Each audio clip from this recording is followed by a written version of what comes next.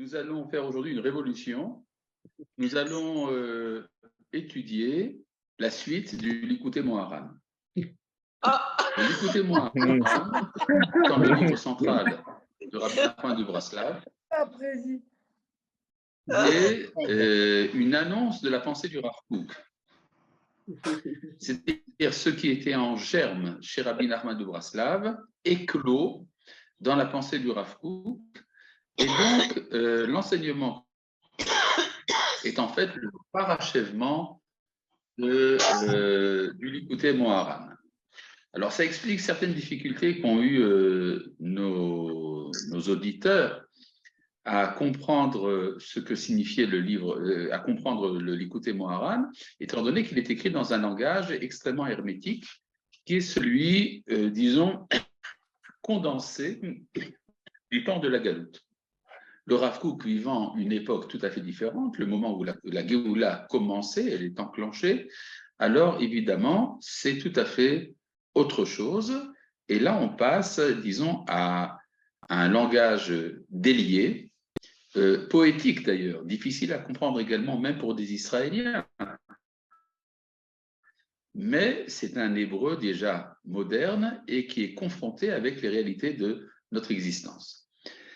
Étant donné que j'ai déjà donné une introduction à la pensée du Rav Kook quand nous avons étudié le Orot HaTeshuvah, je pense qu'il n'est pas vraiment nécessaire de faire ici un débat extrêmement développé de qui était le Rav Kook, quelle est l'originalité de sa pensée et tout ce qui en découle.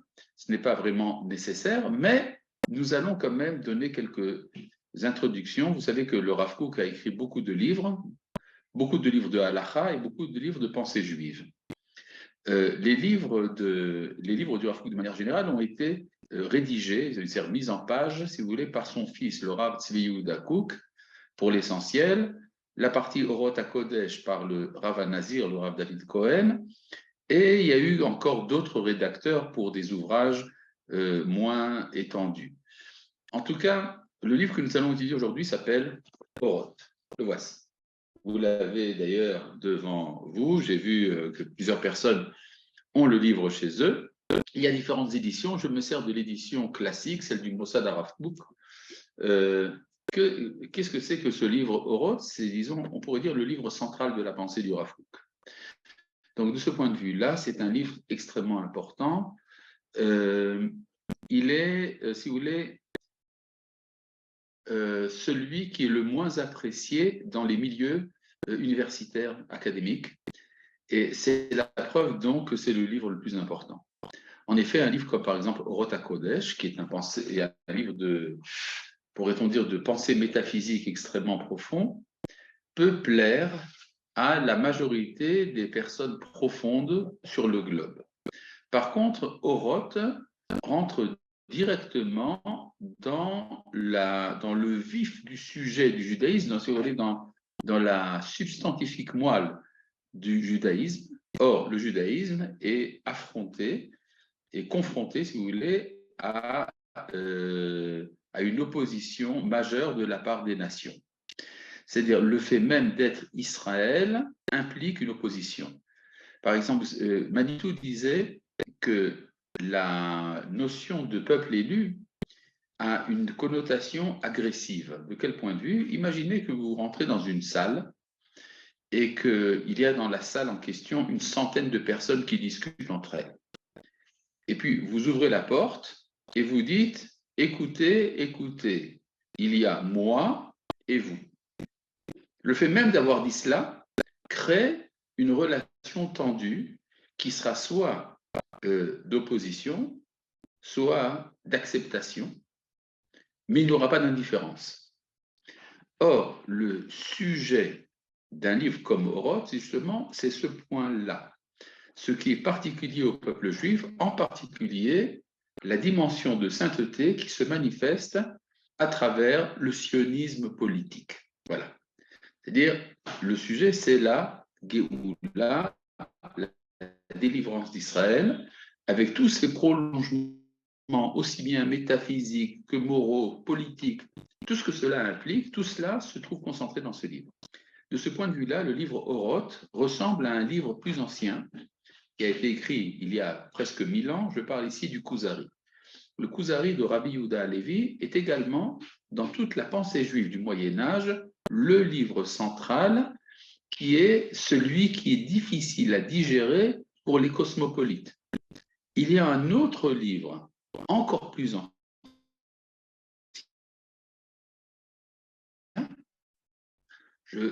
qui lui aussi, je parle ici du le Shir HaShirim est un livre, c'est un merveilleux poème d'amour, et ce poème d'amour est considéré comme le plus saint des livres du Tanakh. Alors, évidemment, pour une pensée, disons, dualiste, qui séparait le matériel du spirituel, l'amour de la pensée. Alors, c'est difficile à avaler également. Et pour les Chachamim, les sages du Talmud, cela représente la relation idéale entre Israël et son Créateur, entre la communauté d'Israël et Dieu. Or, ce qui est commun à ces trois livres-là, le Shir HaShirim, le Kuzari et Oroth, c'est que ce sont des livres que la tradition appelle Kodesh Kodashim, les saints des saints, ce qu'il y a de plus saint. De manière générale, on peut dire ce qui est saint des saints, c'est quand il y a une synthèse réussie entre le profane et le saint. Le saint et le profane. Je ne veux pas dire le sacré, la sainteté et le profane, tout cela ensemble crée cette réalité qu'on appelle le Kodesh HaKodashim, le saint des saints. Or, ce dont il est question ici, dans Oroth, c'est justement du saint des saints. Quelqu'un a demandé une fois au Rav Tzvi Yehuda Kook pourquoi est-ce que le livre du Nazir, qui a réuni des textes du Rav Kook, s'appelle Oroth HaKodesh, les lumières de la sainteté, tandis que le livre Oroth s'appelle simplement Oroth. Et alors le Rav Tzvi Yehuda Kook a répondu, c'est parce que c'est le Kodesh Kodashim, c'est le saint des saints. En quoi est-ce le saint des saints? Cela révèle la manière dont Dieu se manifeste dans l'histoire à travers un phénomène purement politique, a priori, le sionisme. Voilà. Je pense en avoir dit assez de ce point de vue-là. Rappelons simplement un point chronologique.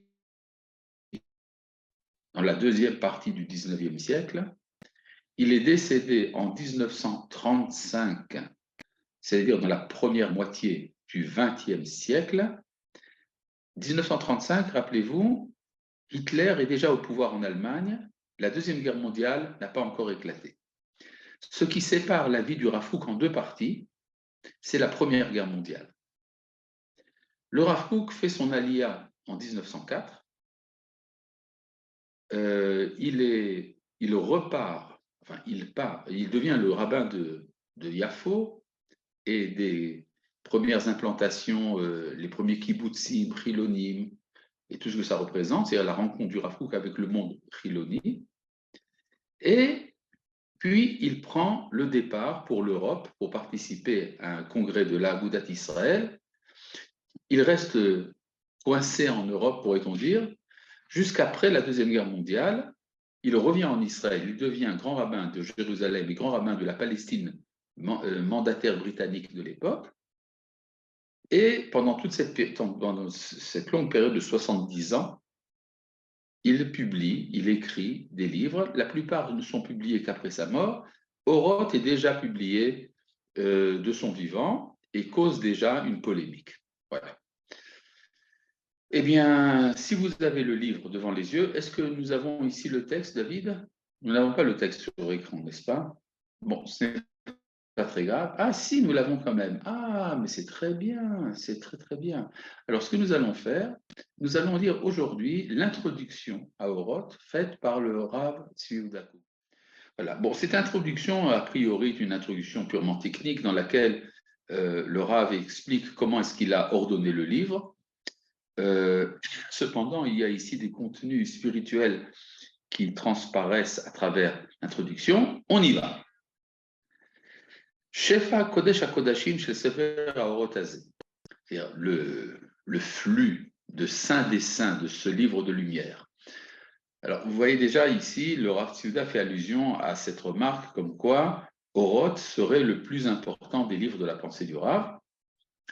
Le livre s'appelle Oroth. Que veut dire le mot Oroth? Alors, ça veut dire lumière, évidemment, mais dans le cadre de la pensée du Rav Kook, ça veut dire une conception. Comme vous dites en hébreu, ou bien en français, quand on dit « à la lumière de cela, je vois ça autrement ». Les orzé. Donc, le mot « or », dans le contexte philosophique du Rav Kook, signifie une appréciation des choses, une manière de voir. On pourrait dire une conception. D'accord? C'est-à-dire que ce que veut dire ici le Rav, c'est qu'à travers les événements du sionisme politique, notre conception des choses change. Alors, de quoi est fait le livre Oroth? Alors, vous avez entre parenthèses les parties qui constituaient le premier Oroth quand il a été publié en 1922. Oroth Meophel. Alors, la première partie s'appelle Oroth Meophel, lumière à partir de l'obscurité. Et la partie, donc, Oroth Meophel, comportait en elle-même 3 parties. Eretz Israël, Hamilchama, Israël ou Triato. C'est la première, c'est les premiers passages donc, de Oroth sont une étude, un approfondissement de ce qu'est Eretz Israël. Hamilchama, la guerre, c'est un texte très important qui a été écrit pendant la Première Guerre mondiale, qui comprend les réflexions du Rav Kook face à ce conflit. Israël ou Triato, c'est Israël et sa résurrection, c'est-à-dire sa résurrection nationale. Tout cela, c'est un long texte, difficile à comprendre d'ailleurs, ne vous en faites pas, je suis là pour tout éclaircir. Et puis en plus, il y a un autre recueil qui s'appelle Oroth HaTechia, les lumières du renouveau. Alors, ça c'est la première version de Oroth. Donc je reprends Oroth Meophel et Oroth HaTechia. Oroth Meophel comprend 3 parties, Eretz Israël, Hamilchama, Israël Triato, et la deuxième partie, Oroth HaTechia. Chez Ophia, Mitor Pachet Haoro chez la Kohen Agadol, qui ont été publiés à partir de la fiole pure du grand prêtre. Le Rav Kook ici est appelé le grand prêtre, il était Kohen. Et la fiole pure, ça fait allusion à la fiole qui a été retrouvée lors du miracle de Hanouka, qui était scellée avec le sceau du grand prêtre. À Amor, mon maître et mon père, Adoni Avi Mori Verabi, Harav Zatzal, le Rav, que sa mémoire soit une bénédiction, la mémoire des tzadikim, c'est une bénédiction, Bishnat Tarpa, dans l'année Tavresh Pe'alev, c'est-à-dire 1921 et une partie de 1922, Im Reshit Bo'o Bidvar Hashem Mechazarat Shchinato Vechonut Malchuto Yerushalayma.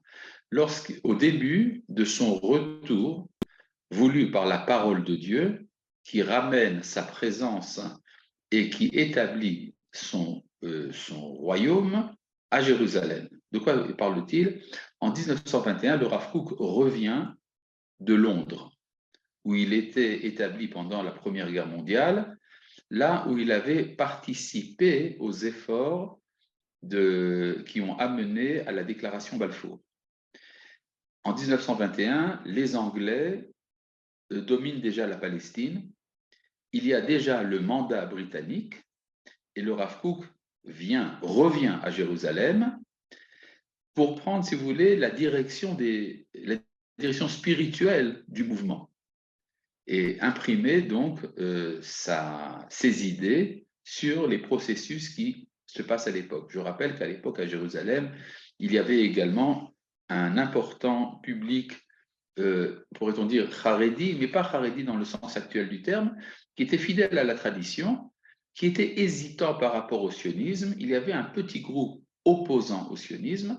Il y avait évidemment des institutions nationales qui étaient en train de se former. Il n'y avait pas encore ni Knesset, ni gouvernement, encore moins de Bagatz, mais il y avait déjà un embryon d'État qui était en train de se former.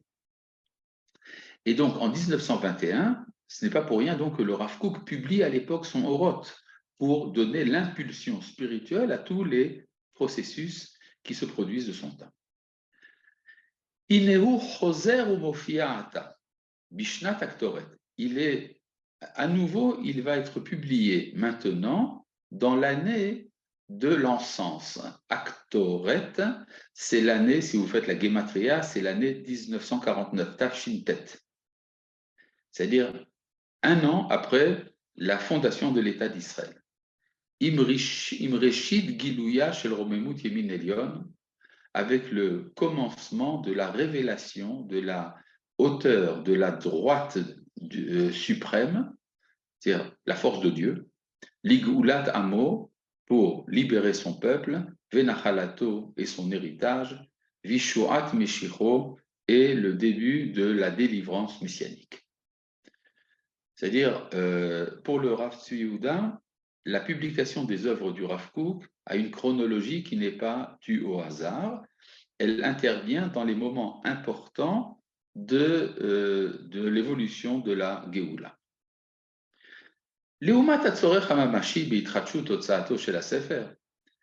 En plus de la nécessité pratique de rééditer le livre, Achare Asher Zekama Azal, puisqu'il est épuisé Verafta, Adrishal et Asigo, et qu'il y a une grande demande de l'obtenir.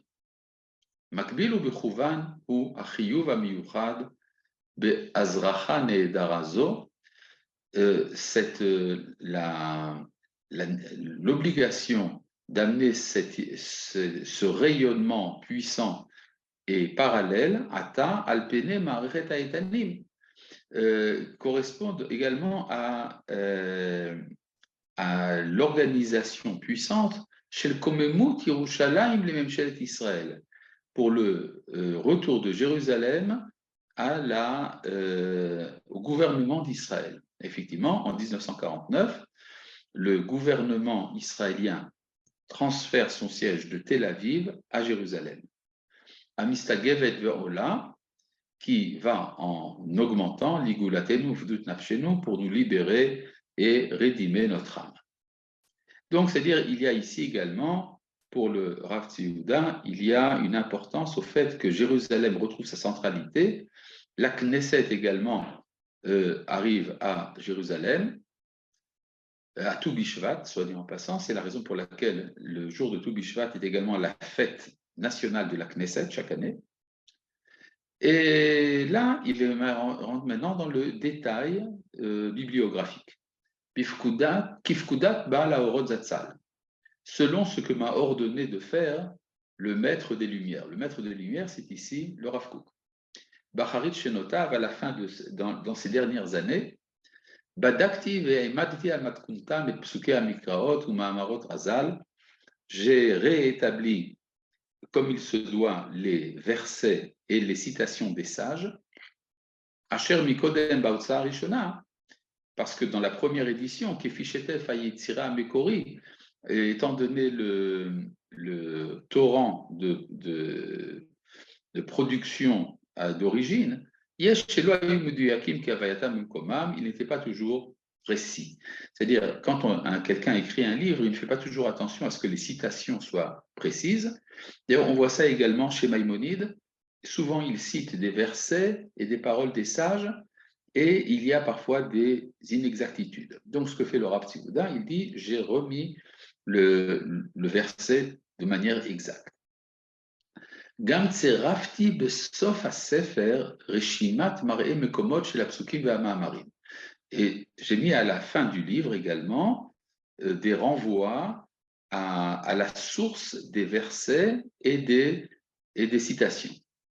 Rubam lilshonotem kmo shehem, pour la plupart telles quelles, vechelek mehem lichivun inahem ve'imshechem, et parfois j'ai également fait des renvois à des sources qui élargissent l'idée. Bon. Les filles et Arato Anechona shel Gissi Yakiri Arav Rabbi Avram Yehoshua Itner Shlita. En tenant compte donc de la remarque juste de mon beau-frère bien-aimé, le Rav Avraham Yehoshua Hutner Shlita, c'est-à-dire qu'il était vivant à l'époque, il a vécu presque 100 ans, le Rav Hutner en question. Asher Yadav Rav Lo Usruto Bechol Mifal Otzat Kitve Kocho Shelamo Rav Zatzal, et dont le mérite est grand dans toute l'organisation de la publication des œuvres de mon père, Osafti Beze et les Mahalach Haïdeot Israël. J'ai rajouté dans cette édition-là l'ouvrage les Mahalach Haïdeot Israël, c'est-à-dire pour le mouvement des idées en Israël. C'est un ouvrage très important qui a été publié en 1912 en réaction à une série d'articles d'un certain Shai Horowitz qui affirmait que le peuple juif avait fini son rôle historique, et le Rav Kook lui répond dans un recueil très important de plusieurs articles. Et c'est très intéressant de voir, en fait, on peut dire que pratiquement toute la pensée historique du Rav Kook se trouve condensée dans les Mahalach Haïdeot Israël, qui apparaît donc dans notre édition. Shachari Pirsumo Arishon Bishvon Haïvri, après qu'il ait été publié la première fois dans l'hebdomadaire Haïvri Alidé Arav Rabbi Meir Bar Ilan Zal Bishnat Arab, après qu'il ait été publié la première fois en 1912 dans Haïvri par le Rav Meir Bar Ilan. Le Rav Meir Bar Ilan était un des dirigeants du sionisme du Mizrahi, le sionisme religieux. Il était le fils du natif de Vologine, le Rosh Yeshiva de Vologine, qui a été un des maîtres du Rav Kook. Nitpas Beigrot Riya, et qui a été réimprimé pour la première, dans le Igrot Riya, dans les épîtres du Rav Kook, Otsa Rishona, dans la première édition, ou Mitsiuto Yekara, et qu'il est difficile de se procurer. Vegam et Orot Israël, il a également publié à la fin, dans notre édition, un autre recueil très important, le Orot Israël, chez Yatsa Levado Bishnat Tafshin Gimel, qui a été publié séparément en 1943, c'est-à-dire après la mort du Rav Kook. Ve'od osafti bentaim, et j'ai rajouté aussi Et Pirkei HaZeronim, les chapitres appelés Zeronim. Alors, Zeronim, c'est une série, c'est 8 articles qui ont été publiés par le Rav Kook avant la Première Guerre mondiale, dans un recueil appelé Zeronim, Shenit Pesou Beshaatam Bekovetz Hatarbut Israélite, qui ont été publiés en son temps dans le recueil qui s'appelle Hatarbut Israélite, c'est-à-dire la culture d'Israël.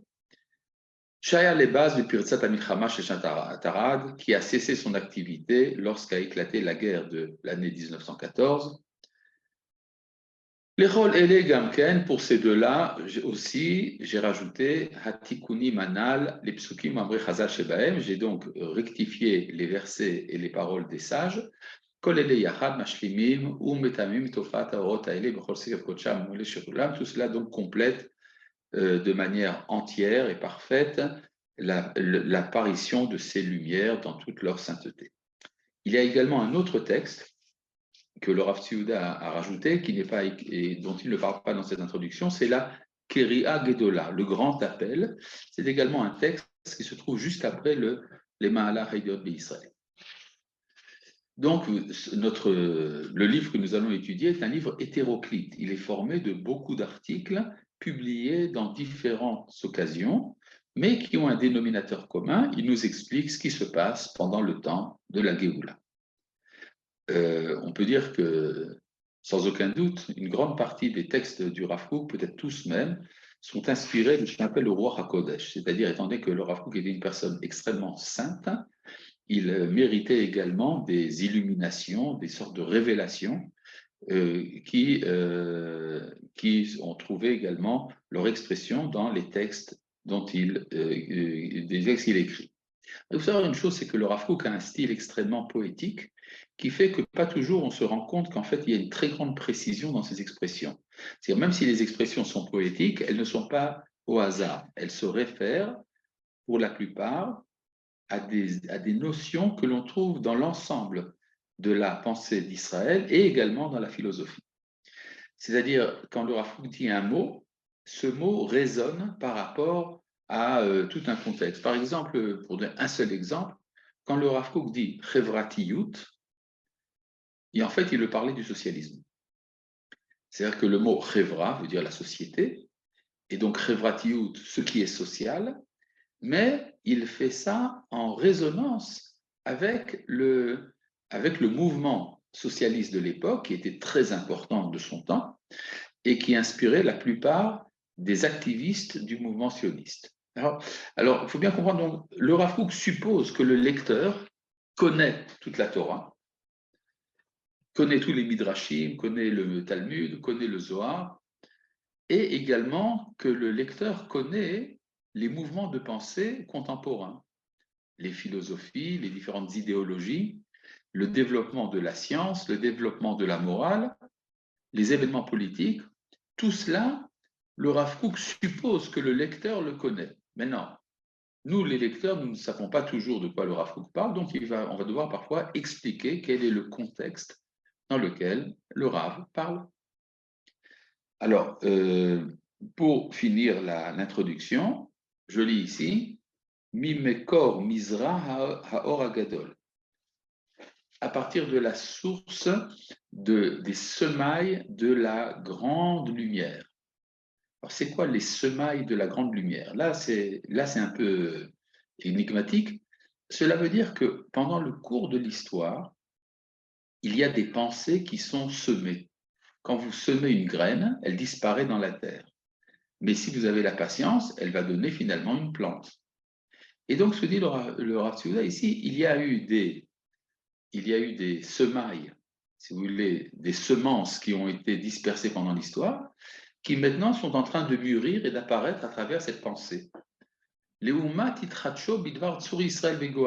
moment où cette lumière se renouvelle par la volonté, par la parole du rocher d'Israël et son sauveur. Qui c'est le rocher d'Israël et son sauveur?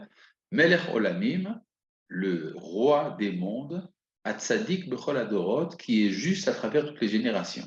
Alors, bon, vous savez que le terme rocher d'Israël a été employé pour désigner Dieu dans la déclaration d'indépendance. Il y a des raisons historiques à cela.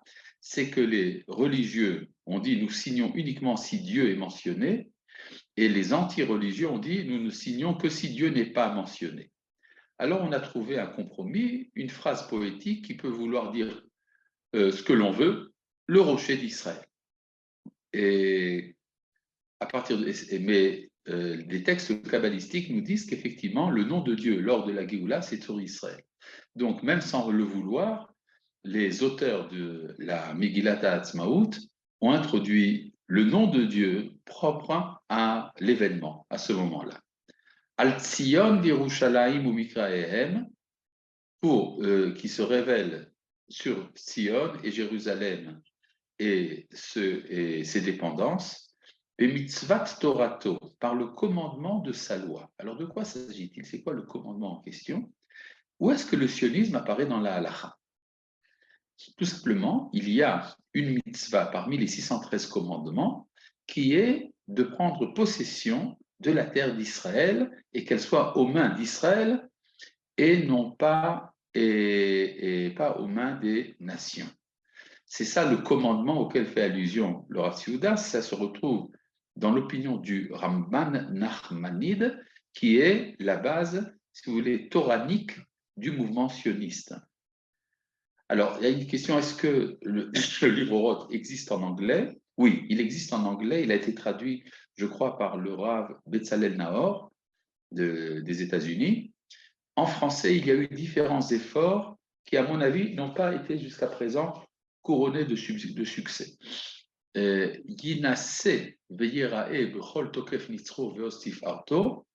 Alors, cette lumière va s'élever et apparaître dans toute sa dimension d'éternité et la puissance de sa splendeur, les collapsé aretz, aux yeux de toutes les extrémités de la terre, Tevel Vyoshveava, le globe et ses résidents.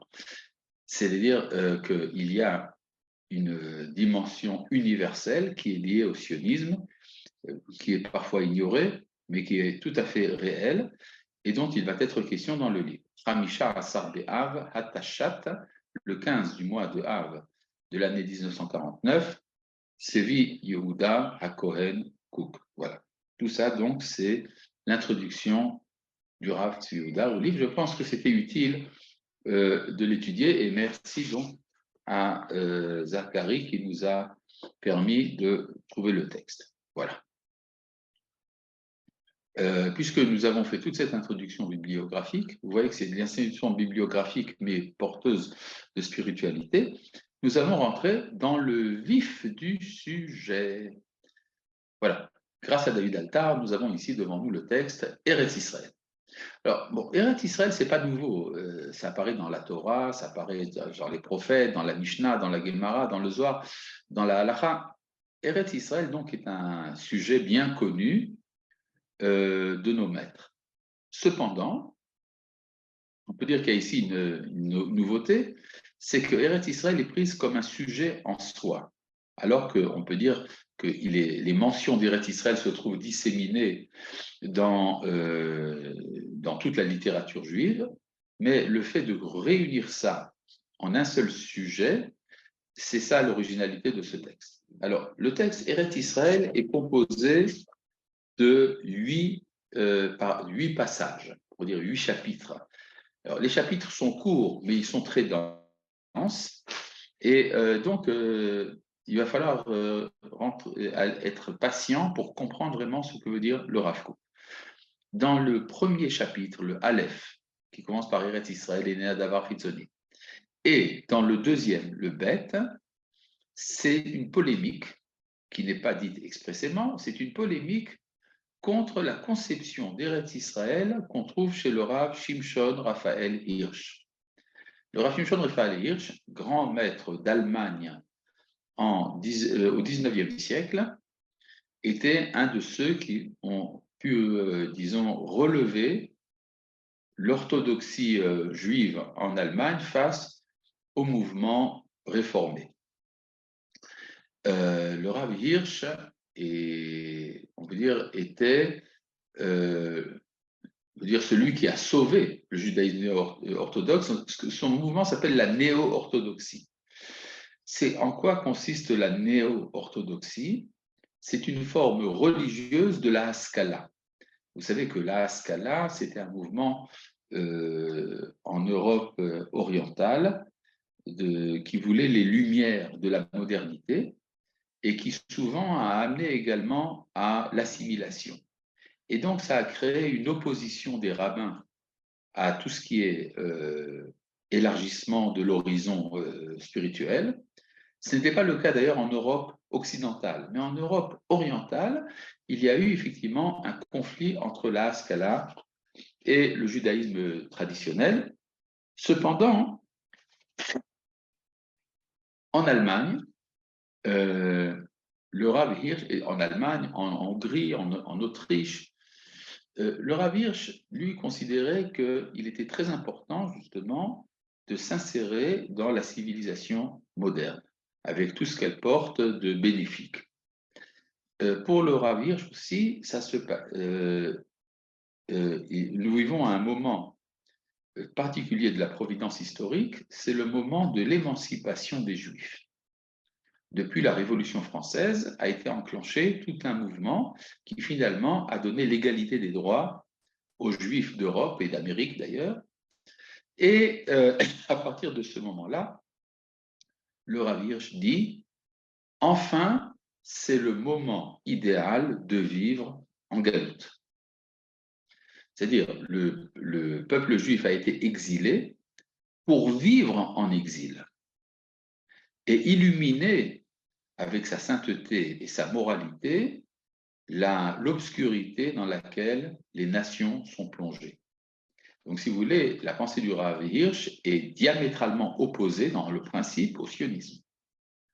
Pour lui, le sionisme, pourrait-on dire, c'est renoncer au rôle d'Israël qui serait de s'insérer dans la civilisation universelle. Or, jusqu'à présent, jusqu'à l'émancipation, les Juifs étaient persécutés.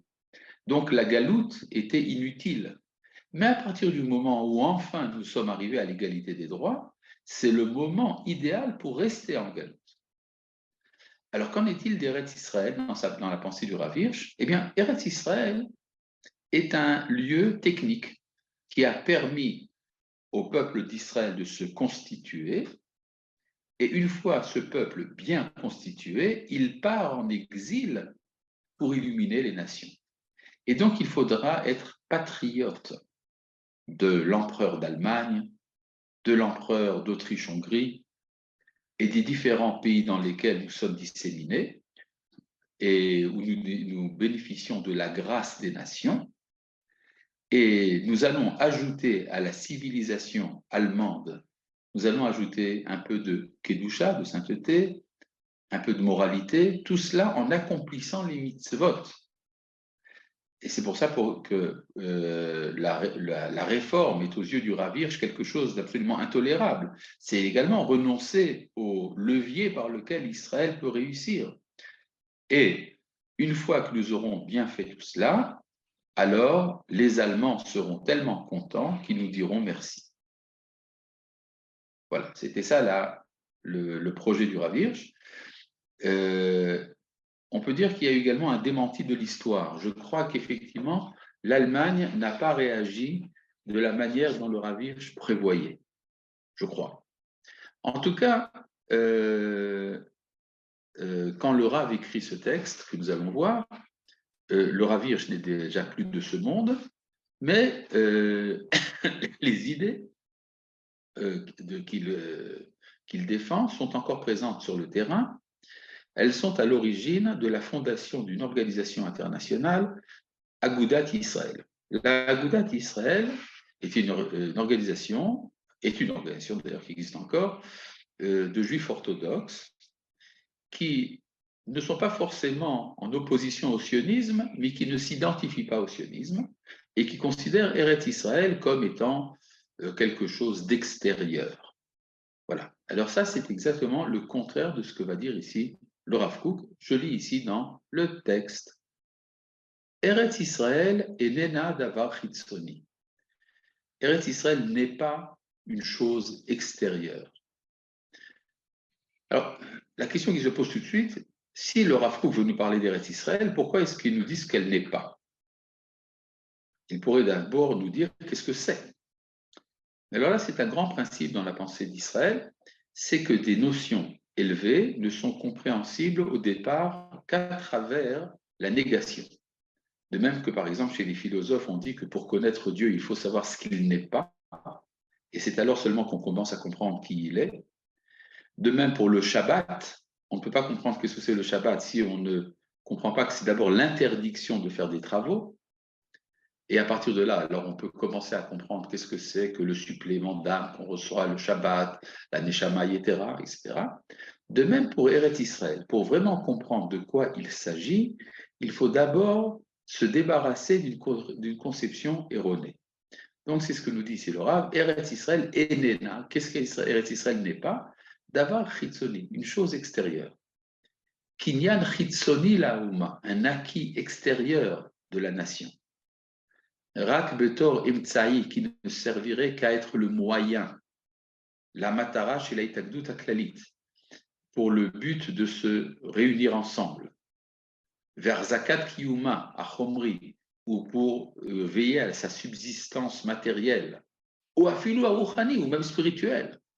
C'est-à-dire, pour le Rav Kook, ce n'est pas un moyen matériel ou même un moyen spirituel. Alors, qu'est-ce que c'est?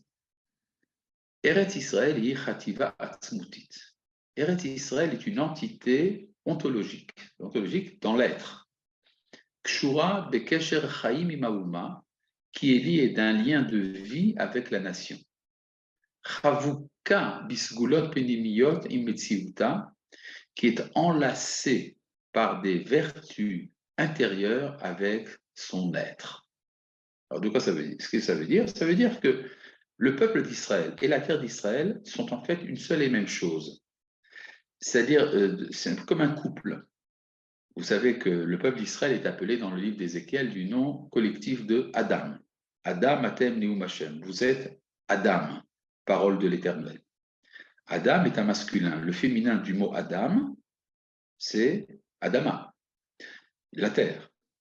Ça veut dire qu'en fait, il y a une relation de couple entre Eretz Israël et le peuple d'Israël, et contrairement d'ailleurs à l'idée de patrie.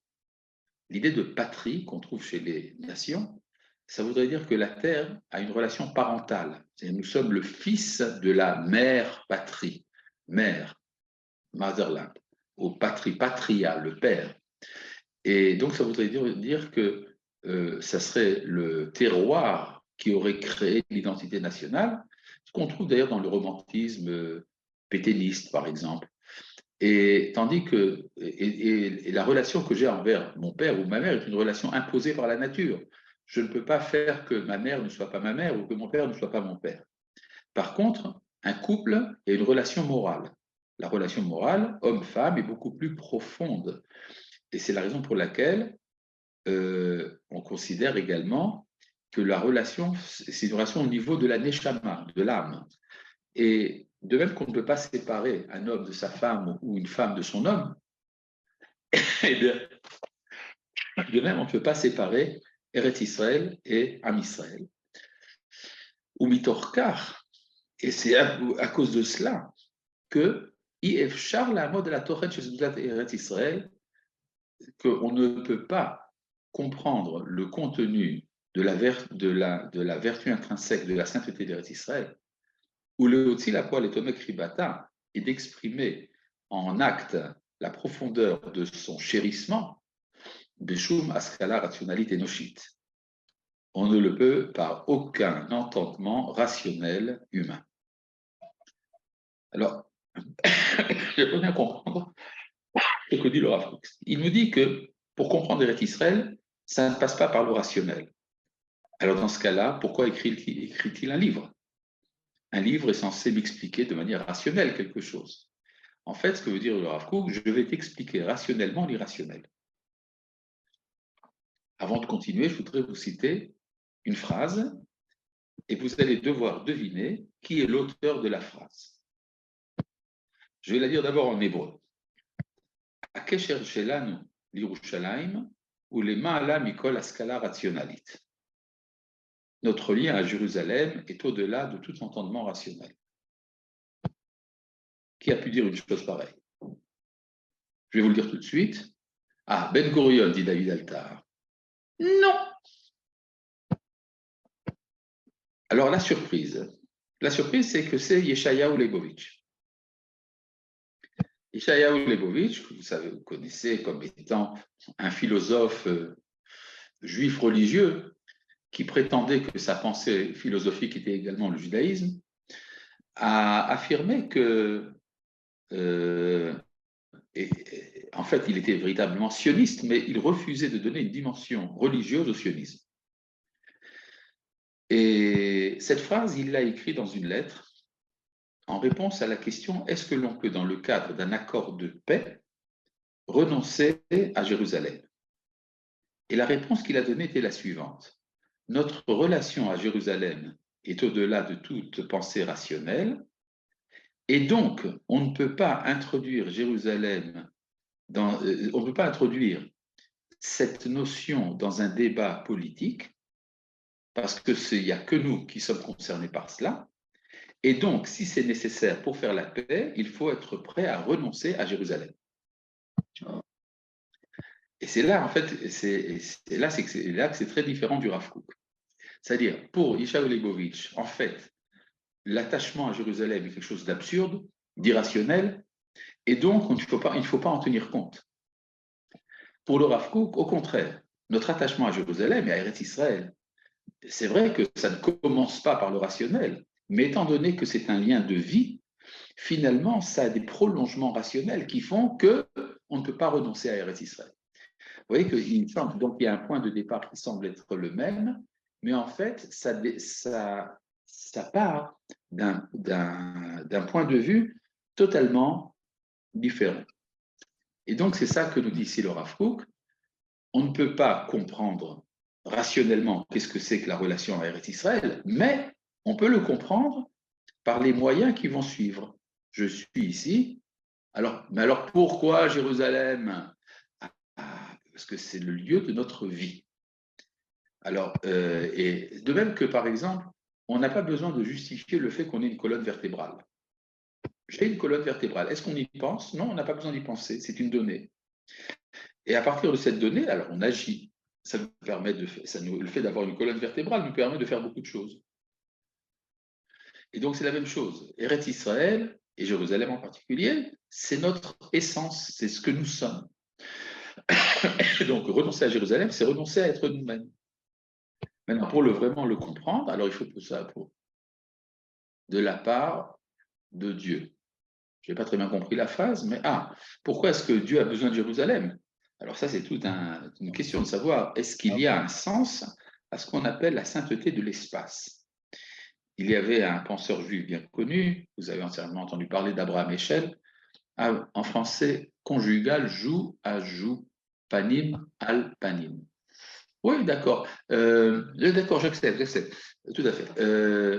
La relation, où est-ce que j'en étais? Voilà, vous m'avez troublé là. Ah oui, Abraham Eshel disait que attribuer une sainteté à l'espace, c'est un compromis avec le paganisme. C'est-à-dire, étant donné que Dieu a vu qu'Israël faisait le veau d'or et avait donc besoin d'une représentation physique, a donné le Mishkan, le tabernacle, comme lieu de culte, mais c'était seulement a posteriori. Ce qui, avec tout le respect que j'ai pour Abraham Eshel, qui était un profond penseur, là c'est vraiment n'importe quoi. C'est-à-dire considérer que la sainteté du lieu serait quelque chose d'extérieur au judaïsme, amené tout à fait par accident, c'est en fait de ne pas comprendre qu'est-ce que c'est que le monothéisme. Le monothéisme implique qu'il y a une sainteté dans tout l'être. Et donc l'enjeu, c'est de révéler la présence de Dieu, justement là où on pourrait penser qu'il n'est pas présent. Et c'est donc dans l'espace. Il faut pour cela qu'il y ait un lieu de sainteté. Je reprends ici donc. Alors, Ki'im, alors donc à la fin de la 4e ligne, Ki'im beruach Hashem. On ne peut le comprendre que si on est habité de l'Esprit de Dieu, Asher ala Umma bichlala, qui réside sur la nation tout entière. Ça veut dire, pour comprendre ce que c'est qu'Eretz Israël, il faut pour cela avoir ce qu'on appelle le Ruach HaKodesh, l'Esprit Saint. Maintenant, cet Esprit Saint, on le trouve un peu partout. Il y a même des goïms qui ont le Ruach HaKodesh. Mais ce dont il est question ici, c'est de l'Esprit Saint collectif. Par exemple, vous pouvez aller voir quelqu'un qui est habité du Ruach HaKodesh et vous lui dites où se trouve mon vélo? On m'a volé mon vélo, où est-ce qu'il est? Alors il dira, je réfléchis, votre vélo se trouve dans tel et tel endroit, vous y allez, vous le trouvez. Mais ça, c'est ce qu'on appelle le Ruach HaKodesh Prati, l'Esprit Saint individuel. Mais il y a également un Esprit Saint collectif. Ce qui fait que pas toute personne qui est habitée du Ruach HaKodesh est forcément sioniste. Il faut un Ruach HaKodesh particulier, celui qui réside sur l'ensemble du peuple. Alors là, vous avez une explication. Qu'est-ce que c'est que ce Ruach Hashem en question? Dans l'empreinte naturelle, spirituelle qui se trouve dans l'âme d'Israël. Alors ici, le mot naturel et neshama sont mis ensemble. C'est quelque chose d'original dans la pensée du Rav Kook, qu'il y aurait une nature de la spiritualité. Shehi shesholachat et kavea bitzvaim tim'im, qui envoie ses rayons par une coloration naturelle, bechol haorachot shel hargasha abria, dans tous les cheminements du sentiment saint, S-A-I-N, sans le T, ou mazrachati et zerichata ha'eliona, et qui donne son illumination supérieure, al piota hamida shel ruach hakdosha ha'eliona, selon la mesure de l'esprit de sainteté suprême, Malet Chaim Venoam Elion, qui remplit de vie et de délices suprêmes, et levav kedoshé harayon, le cœur de ceux dont la pensée est sainte, ve'amouké amarshava ha'israélite, et qui sont les profonds de la pensée d'Israël. Bon, alors, je vais expliquer de quoi il s'agit. Pour le Rav Kook, il y aurait ici donc deux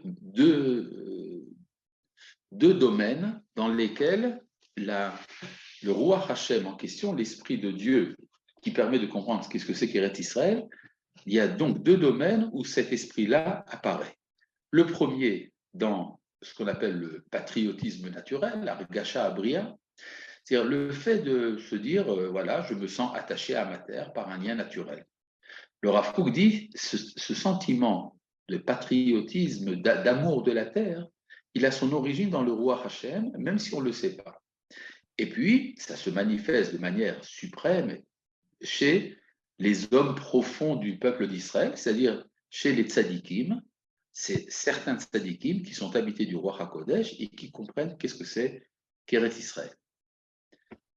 Il y a eu d'ailleurs un événement de ce genre en 1967, le jour de Yom HaAtzmaut, avant la guerre des 6 jours. Le Rav Tzvi Yehuda Kook, dans un discours enflammé dans la yeshiva, au moment où tout le monde était très inquiet parce que les armées des Arabes s'apprêtaient à attaquer le pays, de manière enflammée, dit « Mais où sont Shrem, Hebron et tout Eretz Israël? Est-ce qu'on va oublier ces choses-là ?» Et quelques semaines plus tard, il y a eu la guerre des 6 jours et tous ces lieux ont été libérés. Quelqu'un a demandé au Rav Tzvi Yehuda Kook, après la guerre, comment est-ce que tu as su qu'il fallait parler de ça, de Hebron et de Shrem? Il a dit à celui qui l'a posé la question, Ta'amin li nidbarti levad. Crois-moi, ça a été parlé en moi. C'est une présence donc du roi HaKodesh qui traversait le tzaddik en question. Donc ça veut dire qu'il y a, la compréhension de l'attachement à Eretz Israël passe soit dans le populaire, soit chez les grands tzaddikim. Mais alors, qui ne comprend pas? Eh bien, la couche intermédiaire. La classe intermédiaire, on appelle les intellectuels. L'intellectuel n'est plus lié à la, disons, à la santé nationale du peuple, mais n'a pas encore accédé au roi HaKodesh, ce qui fait que pour les intellectuels, il y a une difficulté à comprendre ce qu'est Eretz Israël. Alors, donc, jusqu'à présent, il nous a expliqué, le Rav, qu'est-ce qu'Eretz Israël n'est pas et qu'est-ce qu'elle est. C'est-à-dire, on peut dire, une entité vitale, viscérale, à laquelle nous sommes liés dans notre être. Maintenant, ici va rentrer une critique de la pensée du Rav Hirsch. La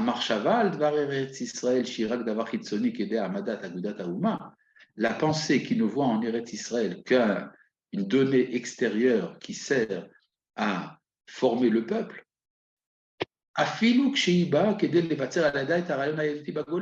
même quand cette pensée a pour volonté de renforcer l'idée juive en exil.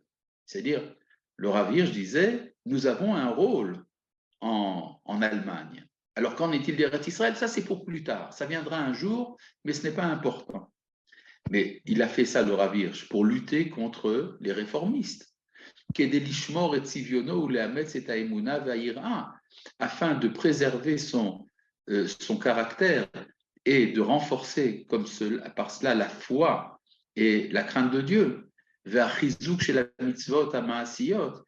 et de renforcer l'accomplissement des commandements pratiques, Betsura Haguna, de manière digne. Elle l'a appris à Raoui Likium. Cette pensée n'a pas de fruit vivable. Qui a Yesod Azé, parce que cette idée-là, où Raoua est ébranlée, Be'erech Etan HaKodesh Eretz Israël, par rapport à la sainteté profonde, puissante d'Eretz Israël. C'est-à-dire, en fait, c'est comme si on castrait le judaïsme en lui en prenant ce qui est la force la plus vitale de l'alliance entre Dieu et Israël, qui est la terre d'Israël. Si on veut véritablement renforcer l'idée juive en Gola, ça ne viendra qu'à partir de la profondeur de l'enracinement en Eretz Israël. C'est-à-dire l'espérance, toutes nos prières parlent de notre espérance du retour. Ou mitikva Eretz Israël. Et c'est à partir de l'espérance d'Eretz Israël. Vous voyez le mot tikva d'ailleurs, qui n'est peut-être pas par hasard ici, parce que la tikva étant l'hymne national sioniste. Yekabel tamid et kol trunotav ha'atzmiot. C'est donc de cette espérance d'Eretz Israël que le judaïsme retrouvera ses données essentielles. Tsefiyat Yeshua, l'espérance de la délivrance, hi koach ha'ma'amid shel hayadut hagalutit. C'est la force qui peut soutenir le judaïsme exilique. La Yahadut shel Eretz Israël et le judaïsme d'Eretz Israël même, hi ha-Yeshua atzma, c'est ça la délivrance elle-même. Donc on voit ici qu'il y a pour le Rav la nécessité de lutter contre certaines conceptions erronées par rapport à Eretz Israël, qui viennent d'ailleurs d'une bonne intention. Le Rav Hirsch était très bien intentionné quand il a dit ce qu'il a dit. Simplement, il s'est trompé sur le fondement même. Et d'où vient cet éloignement de l'idée d'Eretz Israël? Alors pour le Rav, c'est ce qu'il dit dans le deuxième passage, c'est à cause de l'indifférence, ou en tout cas de la réticence par rapport à la Kabbale. Les kabbalistes ont été ceux qui, pendant tout le temps de l'exil, ont préservé la fibre du rattachement à Eretz Israël. Y a-t-il une différence entre Yeshua et Géoula? Oui, Géoula signifie le politique, Yeshua signifie le politique et le spirituel ensemble. Et donc pour le Rav Kook, la raison pour laquelle le Rav Hirsch s'est trompé par rapport à la sainteté d'Eretz Israël, c'est justement à cause de son éloignement de la pensée kabbalistique. C'est en s'éloignant de la connaissance des secrets de la Torah, c'est alors que la conscience de la sainteté d'Eretz Israël vient de manière floue. El Sod Hashem, il y a ici une erreur d'ailleurs, c'est Ha Hit Nakrut, ce sont deux He, pas He Aleph, mais c'est pas grave. Ha Hit Nakrut, El Sod Hashem, c'est en niant les secrets de Dieu, alors les vertus suprêmes de la profondeur de vie divine deviennent des choses secondaires, qui ne rentrent pas dans la profondeur de l'âme.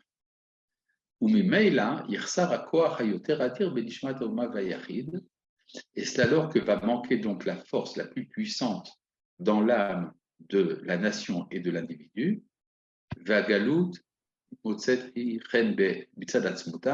et l'exil trouve grâce en elle-même, en lui-même. Parce que celui qui ne voit que le terrain extérieur, il ne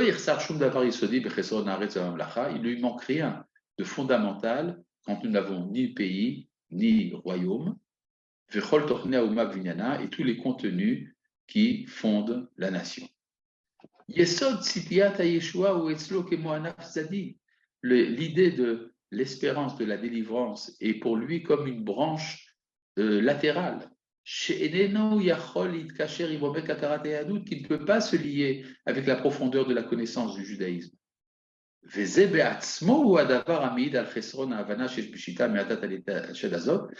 cela qui témoigne de l'incompréhension qui est liée à cette pensée dévitalisée.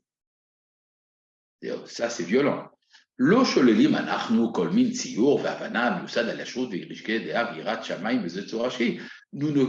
ne condamnons pas, nous ne repoussons pas toute idée, toute représentation qui serait fondée sur la droiture et des sentiments de connaissance et de crainte du ciel sous toute forme. Nous ne condamnons que le fait que ce système nie les secrets de la Torah et leur influence, l'influence des secrets de la Torah sur l'esprit de la nation. Car ça, c'est un malheur que nous devons lutter contre avec sagesse, raisonnement, sainteté et courage. Voilà. Donc, je pense que ces deux textes-là sont très importants pour comprendre, c'est-à-dire le Rav Kook annonce la couleur quand il parle d'Eretz Israël. Nous nous reverrons, Bezrat Hashem, la prochaine fois, Merci à tout le monde, merci à David, merci à Jacob Merci. et à vous tous Voilà. que j'aime bien. Voilà. Shalom. Merci. תודה רבה, הרב, שבוע טוב. Voilà. Merci, Shabbat tov, Toda Mevorach. Rabba.